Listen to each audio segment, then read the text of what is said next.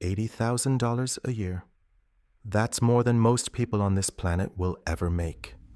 And yet, millions of Americans earning exactly that are living paycheck to paycheck. No savings, no investments, one emergency away from financial collapse. How is that even possible? Stay with me, because what I'm about to show you will change how you see money forever. Here's what $80,000 looks like on paper. Sounds amazing, right? But the moment that paycheck hits your account, the government takes the first cut. Federal tax, state tax, Social Security, Medicare, just like that. 28% is gone. You never even see it. What actually lands in your bank account? $4,800 a month.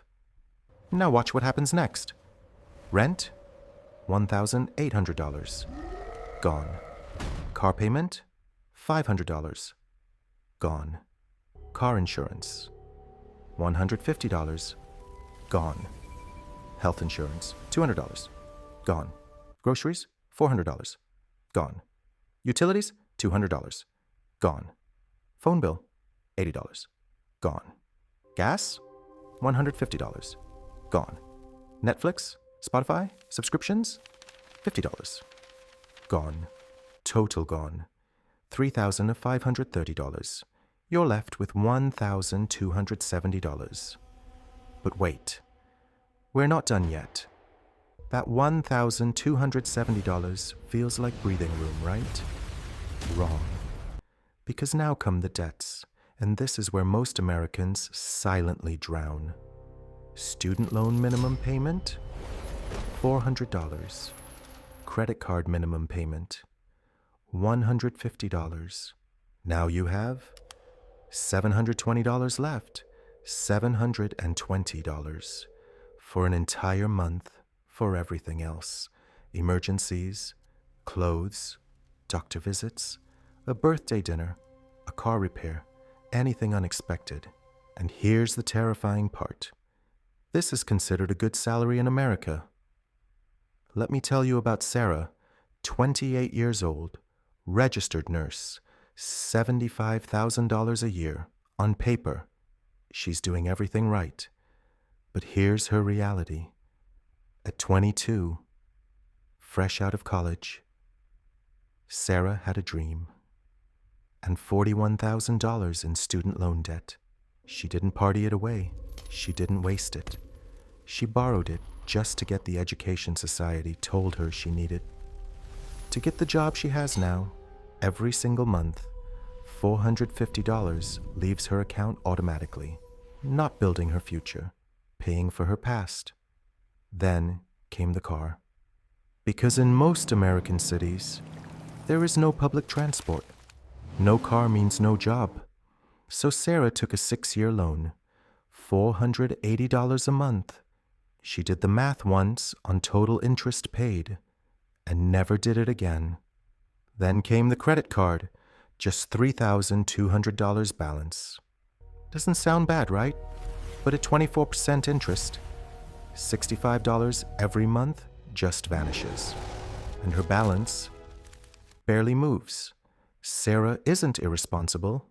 Sarah isn't lazy. Sarah did every single thing society told her to do.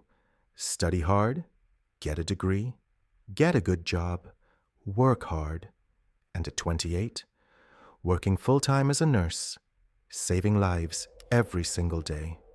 Sarah has $720 left at the end of every month and $44,000 in debt.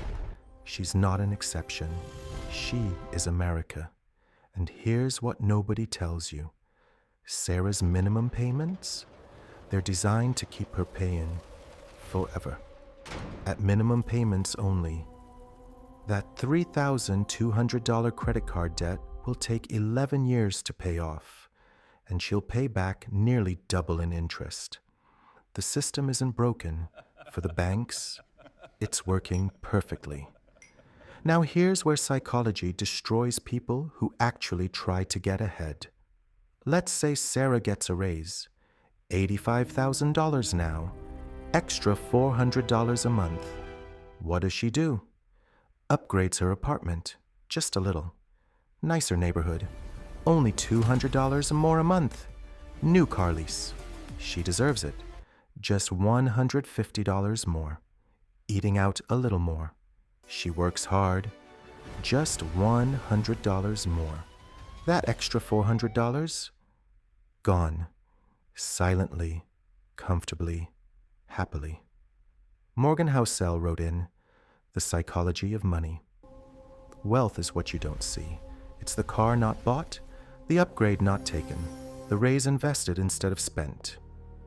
This invisible trap has a name, lifestyle inflation, and it has quietly stolen the financial future of an entire generation of Americans. Here's a number that will hurt. If Sarah had taken just $300 of that first raise and invested it every single month, starting at 28, in a simple index fund averaging 8% returns, by 60, she would have $440,000. She didn't need to be rich to start. She just needed to start. But nobody taught her that. And that is the real crime. Think about this. You spent 12 years in school. You learned the quadratic formula. You learned the mitochondria is the powerhouse of the cell. You learned the dates of wars fought centuries ago. But nobody, not one teacher, sat you down and said, here's how compound interest works. Here's what a credit card actually costs you. Here's why your savings rate matters more than your salary. Here's how index funds can make an ordinary person wealthy. Rich Dad, Poor Dad said it best. It's not how much money you make, it's how much money you keep. And the system, the banks, the credit card companies, the loan industry, they don't want you to know this because your financial confusion is their profit. Here's the hardest truth of this entire video. Sarah's problem isn't her salary. Plenty of people have gotten wealthy on less. Sarah's problem is that she's playing a game. Nobody explained the rules to her. And you can't win a game you don't understand. So if you're earning decent money and still feeling broke, I want you to hear this clearly. It is not your fault. The system was never designed to make you financially free. It was designed to make you financially dependent. But here's what is in your control: your education, starting right now. This channel exists for one reason: to give you the financial knowledge that school never did. Real money, real strategies, real freedom. If this video made you think differently about money, you know what to do. Subscribe to The Money Mind, and let's fix this.